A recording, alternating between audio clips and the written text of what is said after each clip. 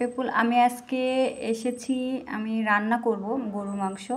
তো আমার ফ্রিজে ছিল, আমি সকালবেলা ঘুম থেকে উঠে মনে করলাম একটু নাস্তা করলাম। কেক আর মুড়ি আর চা, সেটা আমি দিয়ে দিয়েছি। তো মনে করলাম একটু রান্না করি গরুর মাংস, তো ফ্রিজেই ছিল গরুর মাংস। তো এই যে এর মধ্যে আছে কাঁচামরিচ, শুকনা মরিচ, কাঁচামরিচটা বেটে দিলে আর শুকনো মরিচটা বেটে দিলে গরুর মাংসের স্বাদটা আসে, আর টাটকা জিনিসটা বেটে দিলে তো আরও স্বাদ আসে। তো এর মধ্যে আছে কাঁচামরিচ, শুকনো মরিচ, ছোটো এলাচ আছে, দারচিনি আছে, তারপরে চলা আছে, তারপর রসুন আছে, এর মধ্যে জিরা আছে, গোলমরিচ আছে। এগুলো সব যদি বেটে দেন তো অনেক স্বাদ আসবে গরুর মাংসে।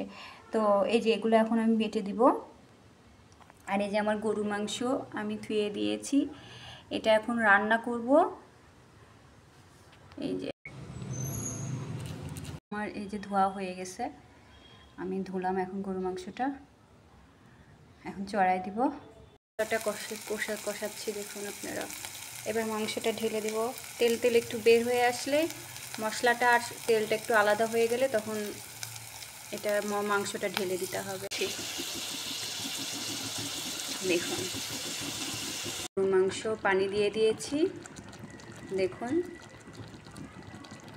কষাচ্ছি। মাংসের থেকে তেল বের হয়ে আসলেই আমি প্রেশার কুকারে দিয়ে দিব, তারপর সিটি দিয়ে নামিয়ে ফেলবো। একটু পুরা ভাব হলে আরও টেস্ট লাগে, হালকা একটু পুরা হবে, একটু ধরবে, তারপরে আমি নামিয়ে ফেলে সিটি দিয়ে দিব।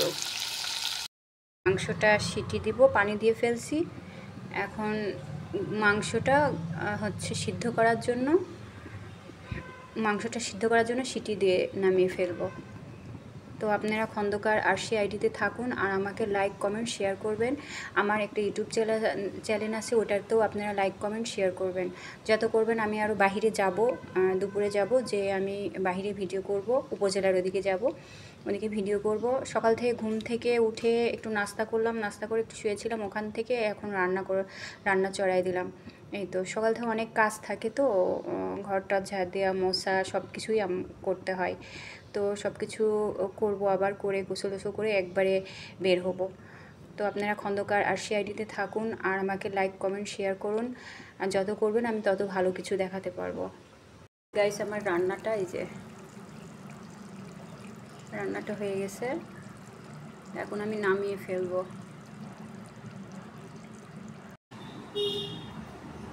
এই যে আমার রান্না শেষ হয়ে গেছে। তো এই যে দেখুন পরিবেশন করা এখন শেষ। আমার গরু মাংসটা রান্না করা হয়ে গেছে। তো আমাকে লাইক কমেন্ট শেয়ার করবেন, আমাকে যত শেয়ার করবেন লাইক কমেন্ট, তত আমি আপনাদেরকে নতুন কিছু দেখাতে পারবো। খন্দকার আরশি আইডিতে থাকবেন, ফলো করবেন। আর আমার একটা ইউটিউব চ্যানেল আছে, ওটাতেও আপনারা লাইক কমেন্ট শেয়ার করবেন। তো আলবিদা।